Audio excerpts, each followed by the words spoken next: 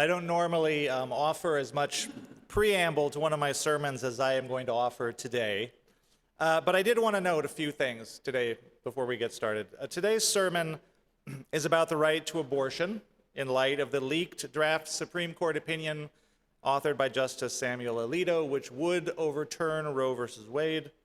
And abortion is obviously a sensitive topic that people have strong opinions about. So Unitarian Universalist ministers like myself are granted freedom of the pulpit as a sacred trust. And conversely, UU congregants such as yourselves and on Zoom have freedom of the pew. So I am charged to speak the truth in love as best I understand it, and you are charged to discern whether I am speaking wisdom or foolishness or something in between, as best you understand it. I always welcome further conversation about anything I preach, so please reach out if you would like to talk. I want to note up front that the right to abortion is not just for women. Non-binary, intersex, transgender people also may have uteruses. But I also want to be real that the movement to restrict abortion access is very much rooted in historic movements to control women's bodies, specifically as women, and to shape and limit women's role in society. You can see this explicitly from the earliest days of the anti-abortion movement, when male-run medical associations like the AMA made the argument that abortion was counter to women's role in society, which was childbearing, full stop. The anti-abortion movement has always been a movement to control women, whatever else it has been. And so in this sermon, you may hear me using language like women and people with uteruses to both keep women at the center and acknowledge that not just women get abortions. The last thing I will observe is that as a straight white man, I am not the ideal person to be preaching on this issue at such a time as this. But sometimes events move at the pace that they do, and they merit a response, and so here I am. I am the minister you have. However, after the service, as I said, we will have time in this space for open sharing and conversation so that perspectives other than my own can be heard. So the sermon is a faithful response to reproductive justice. And in talking about a faithful response to the question of abortion rights and reproductive freedom, let's begin by acknowledging that there is no such thing as a Unitarian Universalist orthodoxy. And so there is no prescribed UU belief about the morality of abortion or questions like when life begins. People's perspectives will differ. And no perspective is a test of one individual's UU-ness. However, it would be wrong to say that there is no Unitarian Universalist position on this issue. There certainly is, and it is unambiguously pro-choice.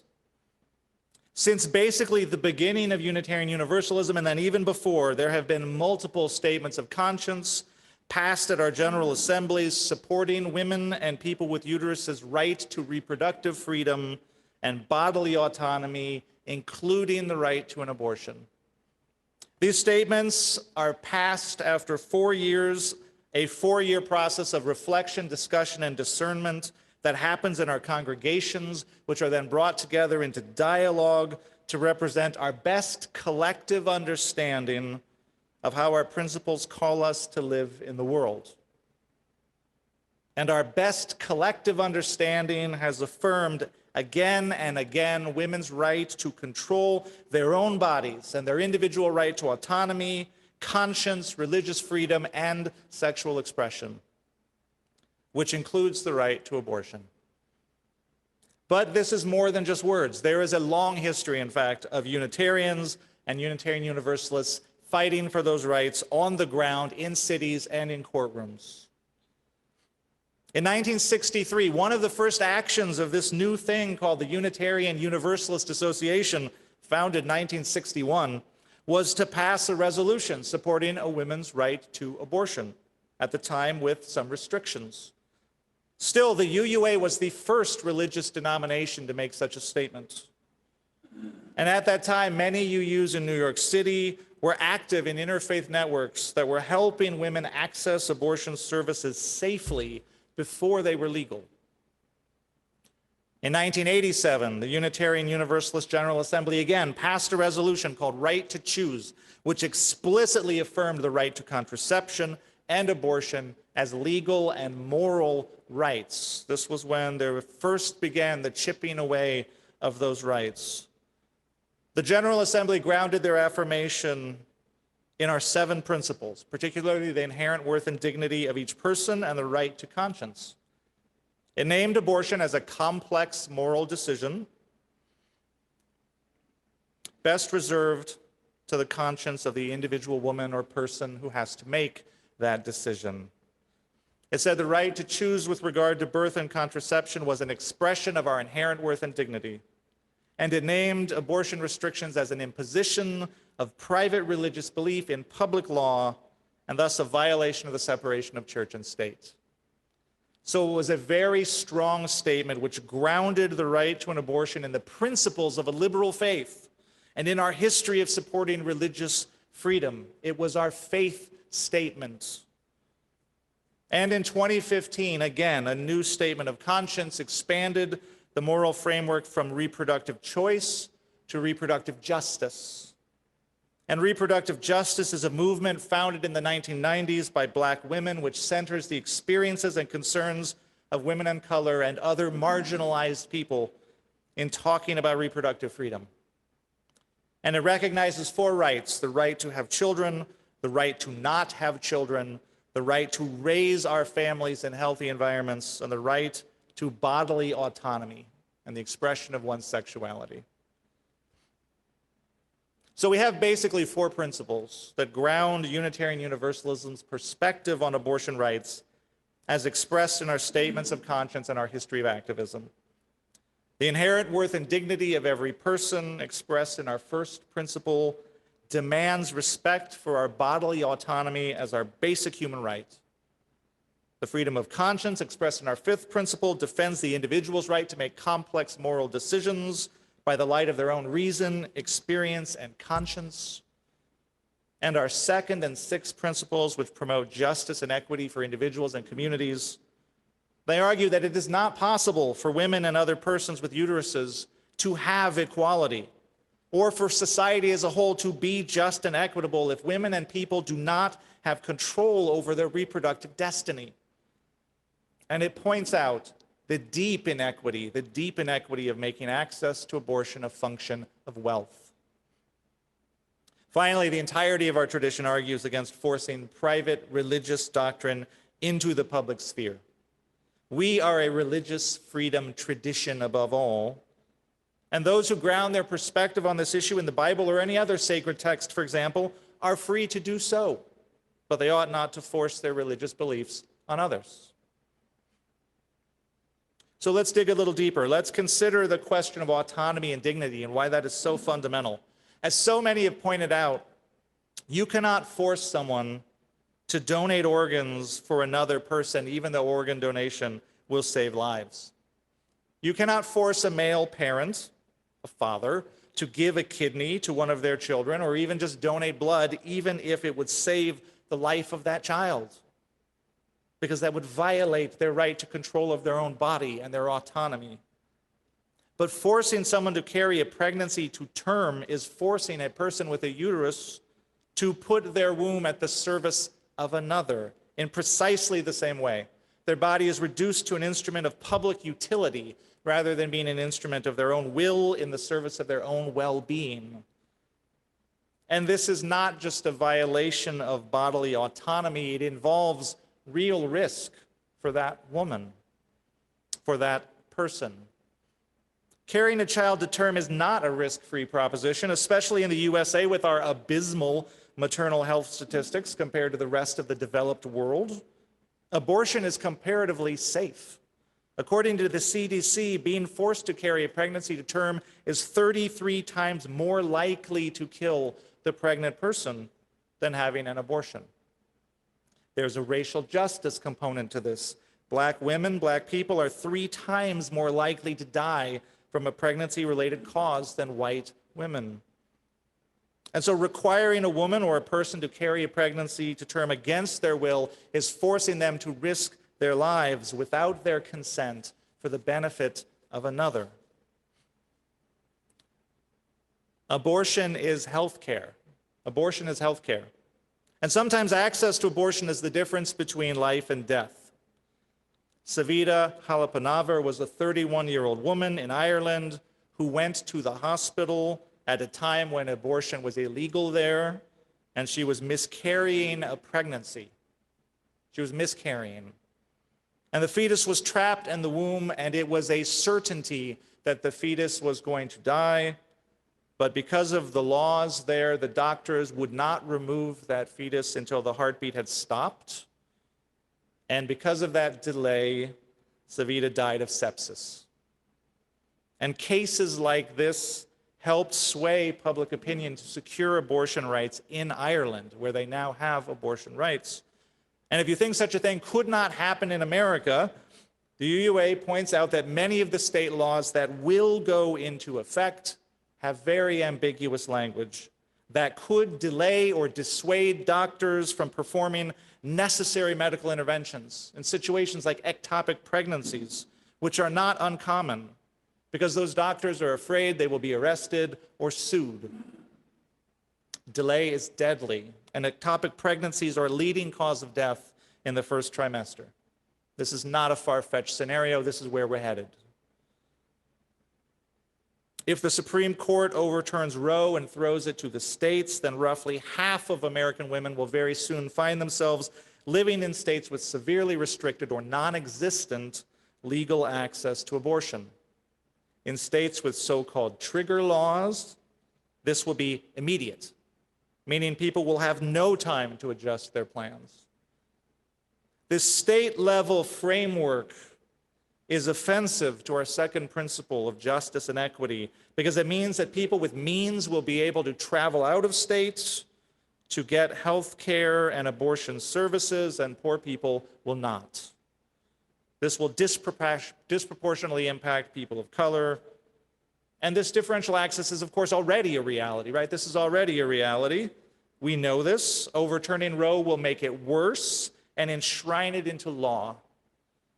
And so the war on abortion becomes an extension of America's seemingly never-ending war on its poor and on its minorities, on its targeted communities. And one of the hallmarks of the reproductive justice movement, and the reason why the UUA has embraced that movement, is precisely because of its focus not just on rights, but on access. Pointing out that access to abortion, contraception, information, and maternal health care have always been restricted for poor women, for black women, for indigenous women, for transgender people, for marginalized people in general. Today, right now, there are states where there's one abortion clinic for the entire state. Rights in the abstract mean little. The goal is to promote actual human flourishing. And the goal of reproductive justice is to promote flourishing of women, of people with uteruses, of families, of children, of securing a healthy upbringing for all. And for more information on the reproductive justice movement, you can check out the group's sister song online.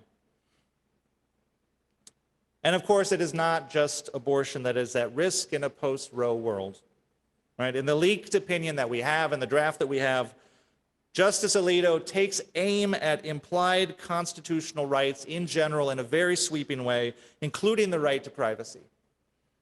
Justice Alito would restrict our constitutional rights to those that are explicitly enumerated in the Constitution, such as in the Bill of Rights, and then says that otherwise any right not mentioned in the Constitution must be, quote, deeply rooted in this nation's history and tradition in order to be recognized.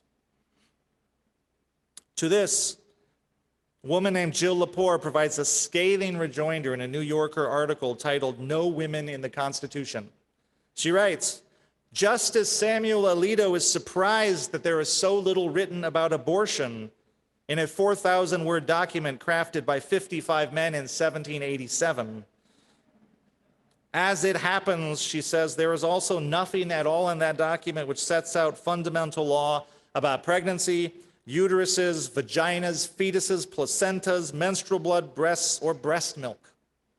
There's nothing in that document about women at all. Most consequentially, there is nothing in that document or in the circumstances under which it was written, she says, that suggests that authors imagined women as part of the political community embraced by the phrase, "we the people." And she goes on to argue against Alita's historical standard for what constitutes a fundamental right.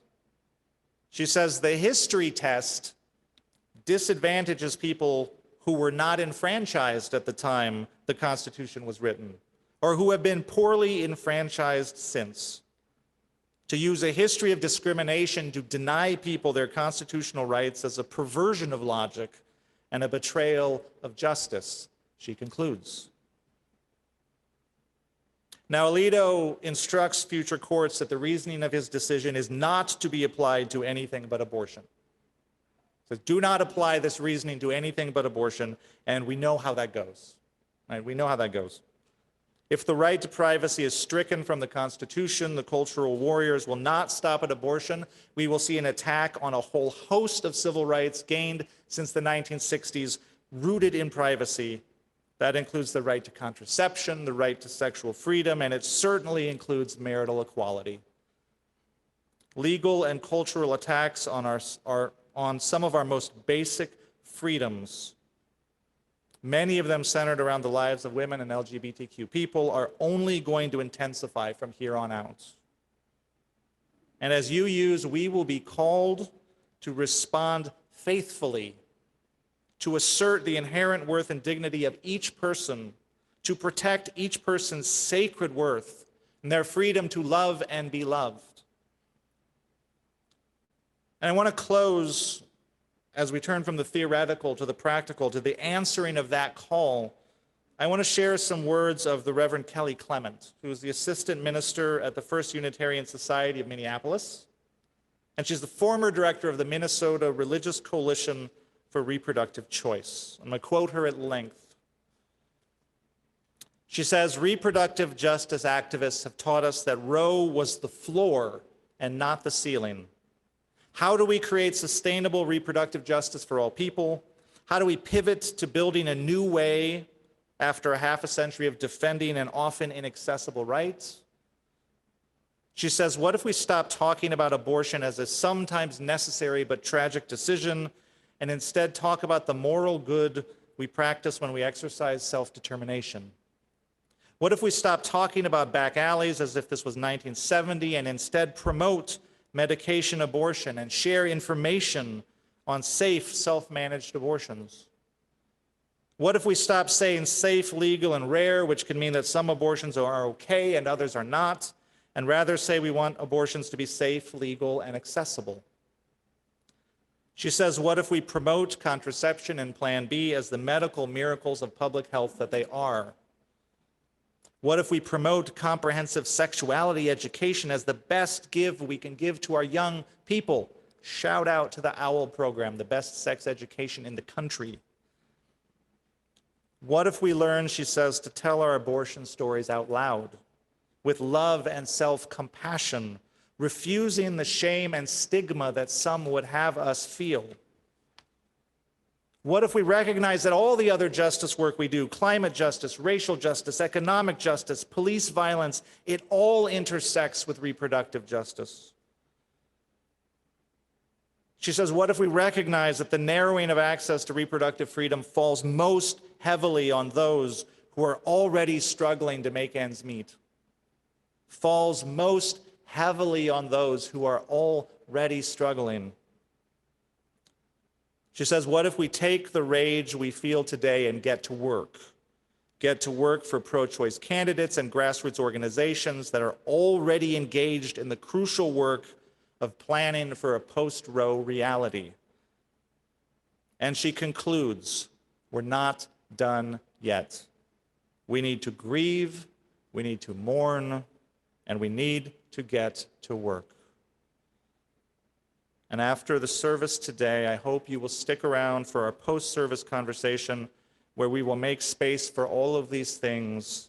This sermon is just the beginning of a conversation for this congregation and an invitation to answer our sacred call to defend women, to defend people, to defend our freedoms, and our sacred right to control our own destinies. Blessed be, and amen.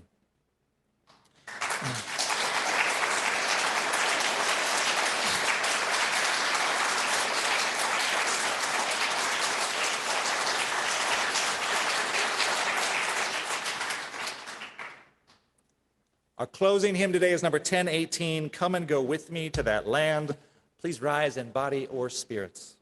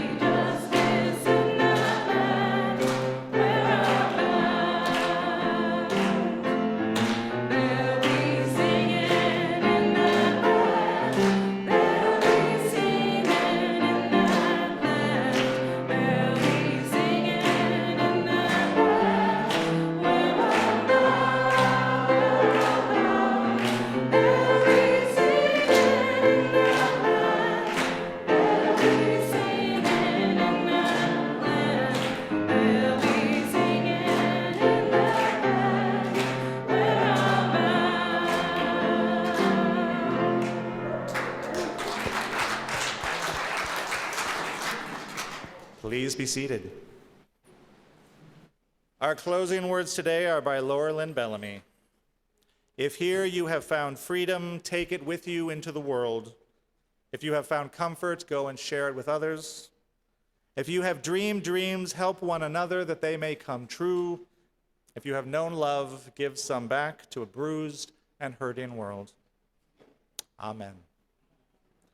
Just a reminder, we're having coffee hour immediately after the service in the social hall and virtual coffee hour on Zoom.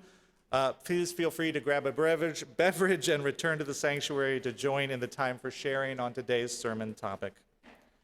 And now we extinguish the flame of our chalice, but not the light of understanding, the warmth of compassion, or the fire of commitment. Let us keep those with us until we meet again. Go in peace.